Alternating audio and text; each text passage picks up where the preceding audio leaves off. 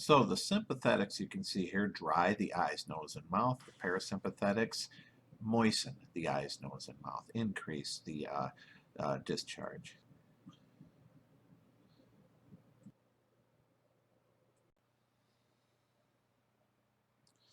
Okay, so now we've talked about our head. We're going to move down to our lungs. I shouldn't have erased the head. I didn't talk about the pupils, right? You got your pupils here.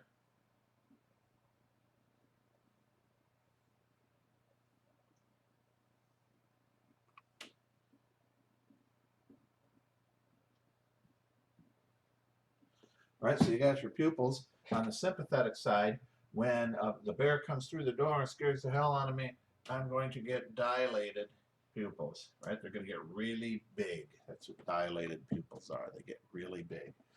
When the sympathetics kick in, I get constricted pupils, right? So then the pupils get small.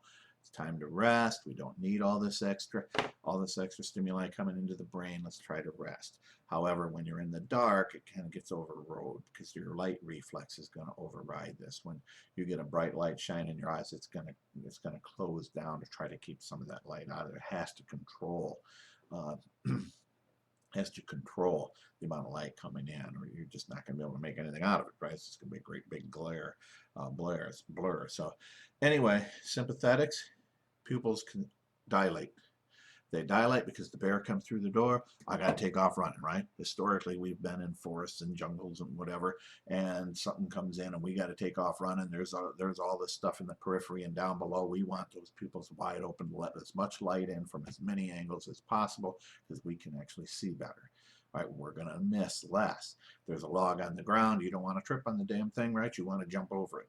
If you don't see it, you ain't going to jump over it, right? So this improves our chances of survival when we're running from something. We're in the fight or flight, right? It improves our chances for survival when you're fighting too, right? You want to see as good as possible. So your pupils are going to dilate, and the parasympathetics, they're going to constrict. Now I'll erase this. So now we've talked about the head. We're going to talk about the lungs. We're going to move down the body here. Right, the lungs, you come down here with your trachea, and it breaks off into your bronchi. So you get your lungs. And what's going to happen in the lungs, right? You get all these passages, and you got your bronchioles going through the lungs, right? All these little bronchi passageways for the air to travel through the lungs. What's going to happen to them? Well, if a bear comes through the door, I get scared, right? I want to pick him, and I want to fight him, or I want to take off running. Doesn't matter which one. It's something I'm going to need to perform this increase in activity, and that is oxygen to my muscles, right? The muscles that need to do the work to carry out the action that I'm going to perform need to get oxygen, right? And so will the heart, right? Because it's going to be beating fast. We aren't to that yet, but I think we all know that the heart's going to be beating fast. But anyway, we need more oxygen. We need an increase in oxygen. So we want our bronchi, the passageways in the lung, we want them to dilate and get bigger, right? Dilate or constrict. Dilate or constrict. We want big bronchi or little bronchi. We want big ones, right? Because we want to bring in more oxygen. We need to bring in more air. So these guys here are going to dilate. Sympathetics over on this side here, we're going to have these great big passageways.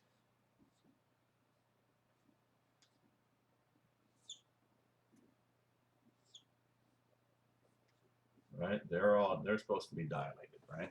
Supposed to be nice big passageways going through there. So now over here in the while I'm sitting back, relaxing, watching TV, and I'm pretty relaxed, right? Watching TV. I don't need to have dilated bronchi. In fact, I don't want to have dilated bronchi. Inhalation is one of the main ways that we bring in pathogens. Pathogens are things Patho means disease. Gen means create disease, right? These pathogens are things that create diseases. So we don't want to be bringing in pathogens, right? It's something we want. So we want to bring in as few pathogens or microbes, anything, allergens, whatever. We just want to bring in just enough of what we need. And so the bronchi will constrict, right? So the parasympathetics, the acetylcholine activity, right? Acetylcholine is the neurotransmitter. So the acetylcholine activity is going to land on the receptors in the lung, right? So here, let's go ahead and draw this here.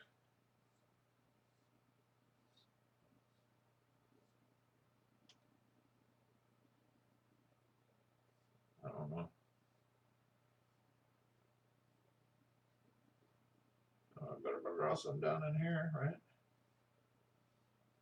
Right, so they're dilating, right? I'm constricting. So you're getting bronchoconstriction here. I hope that's what I've been saying. So you get bronchoconstriction here from the parasympathetics. You get bronchodilation over here from the sympathetics, right? The adrenergic receptors, which are stimulated by epinephrine. The epinephrine will land on the adrenergic receptors of the lungs and cause them to dilate. In fact, I'm going to tell you which adrenergic receptor it is. Remember I talked about the adrenergic receptors? You have alpha 1s, alpha 2s, beta 1s, and beta 2s. The type of adrenergic receptor that bring about this reaction is a beta 2. Beta 2. Right? So it's a beta 2 receptor, gets hit by that epinephrine, and it causes bronchodilation, right? Acetylcholine comes over here and hits I'm not sure which receptor. I think it's a nicotinic receptor, but I'm not getting into that. So, but it hits the cholinergic receptor of the lungs, and it causes bronchoconstriction, right? Bronchoconstriction, bronchodilation, right? Getting ready to run or fight the bear, getting ready to sit down and drink a cold one. So now we're going to talk about the heart. Go ahead and get rid of this.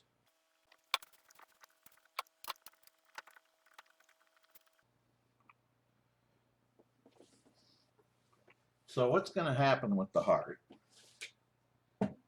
Hopefully you all can figure that out. All right. Sympathetics kick in. What's going to happen?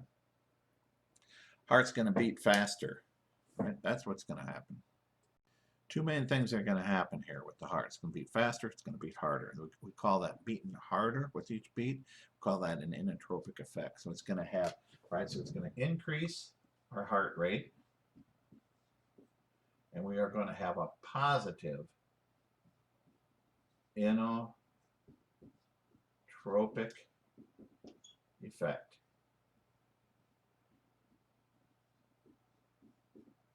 Right? So,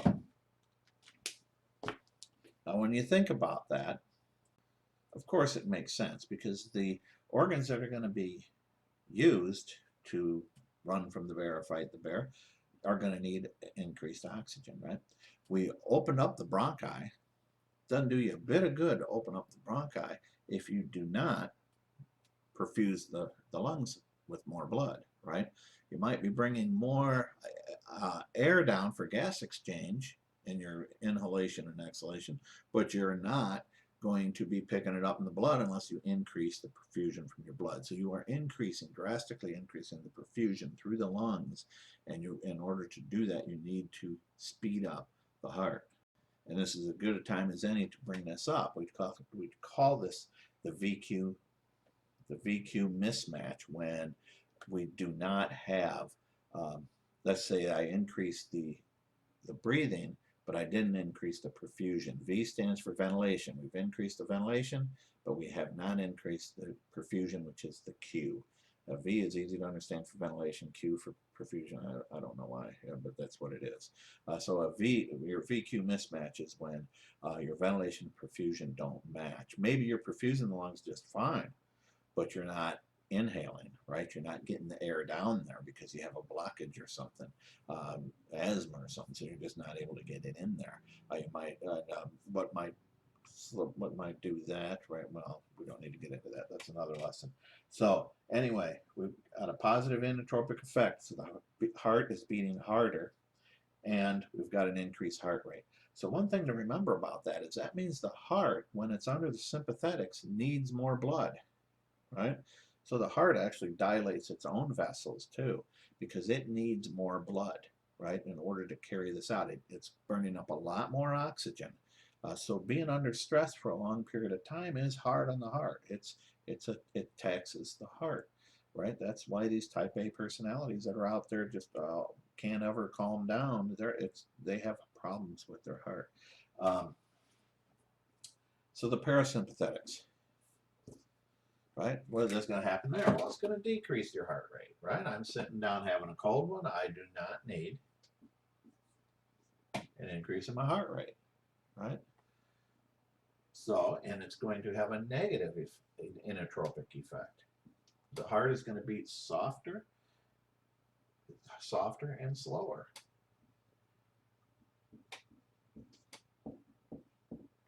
All right? So think about it. If you have a heart that's getting overtaxed and stuff, from chronic stress or whatever, and then you're always beating a little bit fast, and you're always got this beating hard, and you're always under this some stress. If you can stimulate, if you can block this effect or stimulate this effect, you are going to help your heart, right? And we have medicine that we're going to talk about that does just that, right? It blocks those beta 1s, remember? Or beta, yeah, these. Now, I told you beta 2 is responsible in the lungs. I might as well tell you this. Beta 1s are the main adrenergic receptor in the heart, right? Nice thing to know, because we use medicines that manipulate beta 1s a lot, right? We call them beta blockers. Somebody in this class, I'll bet you just about everybody in this class knows somebody who's on a beta blocker, right?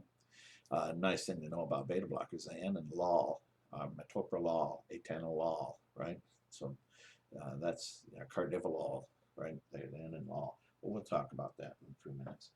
So anyway, so now you got so now I've talked about the heart. Let's see, heart. I get down to the gut now, I think, right? Yeah, we'll talk about the gut, the digestive tract. So here's the intestines.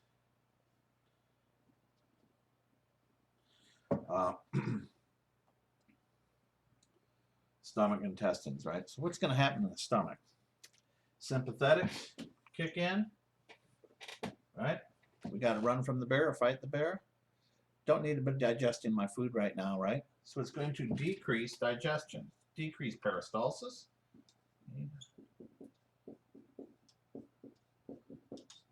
And it's going to decrease.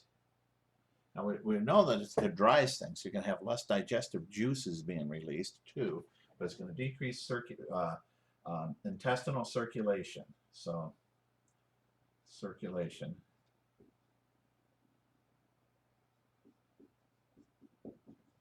So it's going to increase and decrease circulation to the intestines, to the stomach, and all that stuff. Right? A lot of blood goes through the digestive system, because that's where we pick up all of our nutrients, right? That's where we do all this, pick up fluids and nutrients and all this good stuff. So a lot of circulation going through the digestive system. We divert that away from there, because we're not going to bother with digesting any of our food. We need this circulation other places, right? So there's one thing to know, because people will ask me, why do I get diarrhea then? When I'm stressed, I'm studying for an exam tomorrow, I got diarrhea. Why do I get diarrhea? If it slows down circulation, I should be getting constipation, right? Well, the thing is, you're sitting there studying for the test. Now, if I'm running from the bear, am I eating? Hell no, I'm not eating, right? It's good to shut everything down. Well, you're sitting there studying for the test, and you are stressed. So while you're stressed, you're sitting there and you're eating. You're sticking food in your mouth, right? You're eating it. Food comes down in here. and you're not getting circulation in there to absorb it. You're not getting the juices released to break it down, right? That food just kind of shoots right on through here, blah, blah, blah, and right out the other end, you got diarrhea, right?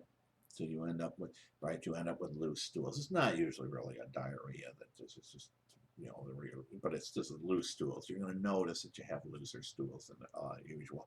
Not diarrhea like when you get a virus down in the gut or something. And it's, yeah, that's a whole lot. That's a whole different story. But that's, but you will notice that you got loose stools, and that's why I'm asked that by students every year. So I'm just going ahead and say it because this is a video and you don't get the chance to ask me that. But that's why, you know, it seems like we get constipation, but it's not what happens. You end up with loose stools.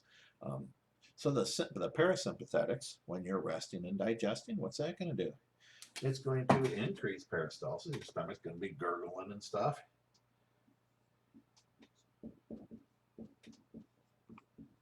So you'll notice when you're sitting down watching TV at night and you're all relaxed, right? Your stomach's kind of going, well, your stomach's got the chance to do something now, right? You've slowed down a little bit. And it's going to increase circulation. And you know what? I'm going to go ahead and mention that it increases your digestive juices. In other words, makes you wet, right? Parasympathetics wets, sympathetics dry. And I'm going to go ahead and put decreases digestive juices over here.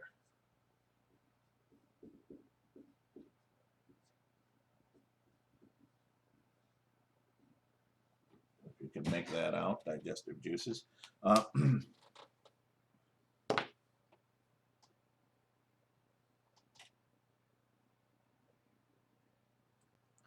So think about, you know, already when you stop and think about this, when you're under stress and you're putting yourself under stressful situations, think of the things that happen here, right? You're not going to be digesting your food well, right?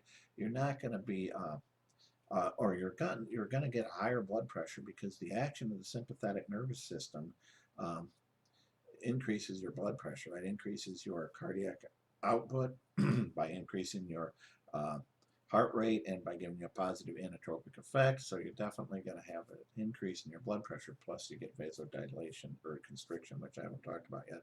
But anyway, we're doing that, so you end up with chronic high blood pressure. What else does it do? Well, you know what, I'll get to that. I guess I need to go step by step here. So, but just think about, as I'm talking about this, think about the things that happen, and remember, unfortunately, because humans are intelligent enough to create stress where it doesn't exist in other animals, we go through these sympathetic and parasympathetic swings in times when they're not necessarily beneficial. If a predator comes through the door and scares the hell out of me, believe me, I want all this stuff to happen. But if I'm sitting down studying for the test tomorrow, this isn't really benefiting me at all, right? And all the other stresses that happen, right? You're stressed out because you know that your mom's in the hospital, or you're stressed out because somebody picks on you at work or something, you know. I mean, all these different things that happen. You got in a fight with your boyfriend or your girlfriend, you know, so all this stuff. These things create stress, and we create this stress because we're thinking way, way, way out ahead, right? And then all the things that this affects, we're not really thinking of trying to survive, but we are stimulating these sympathetic responses, and that's where we get so many illnesses from stress. Hypertension, chronic hypertension, right? Chronic means long-term. Hypertension is high blood pressure, right? Hypertension. So chronic hypertension will lead to a lot of other problems too that we'll talk about. So now I'm going to erase this and we'll get to the next system. Okay, so as you can see, now we're up to the liver, right? We're down to the liver. Started in the head, so we're working our way down, down to the liver. So what's going to happen in the liver? Main thing that I want you to know here, liver stores glucose, right? It's in the form of glycogen. So it stores this. When the sympathetics kick in, we increase our blood sugar because the liver releases, when I cross an L, what the hell am I doing? Releases glucose, right? And we'll talk more about that later. So now, over here in the parasympathetics, when they kick in, it stops releasing glucose so that now the liver can store it. It doesn't really stimulate the storage of glucose, but it will inhibit, stop, I'm going to just put that there, release of glucose.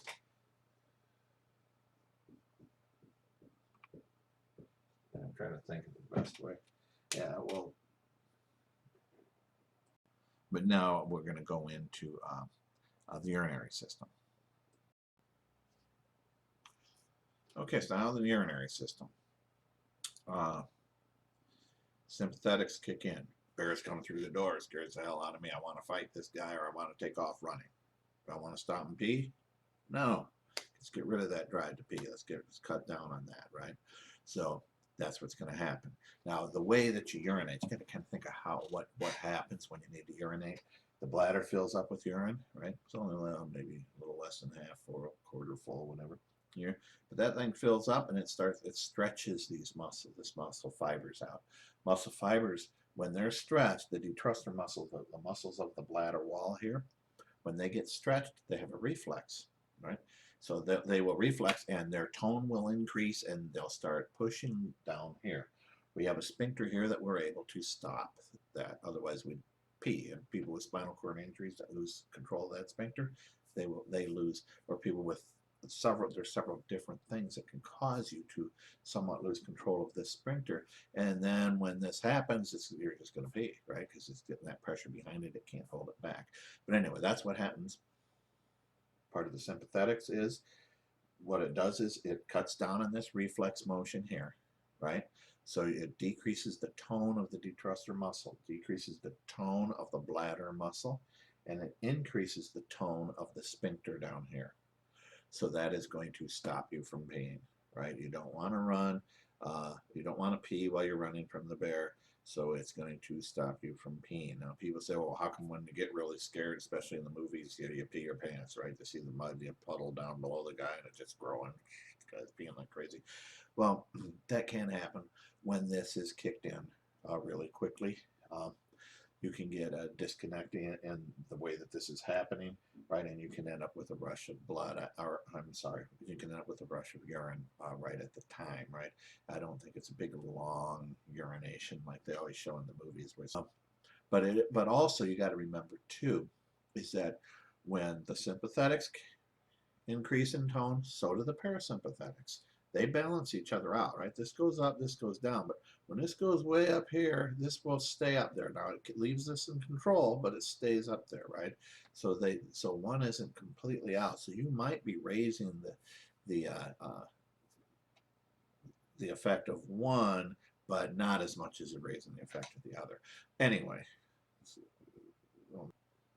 decreases bladder tone.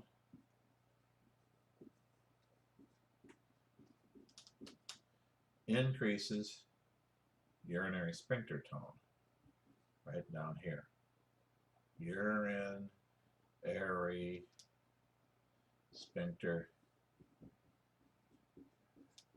tone, right? The parasympathetics are just the opposite. They're going to increase your bladder tone, and that means increase its ability to respond to the stretch stimulus, right? And decrease sphincter tone.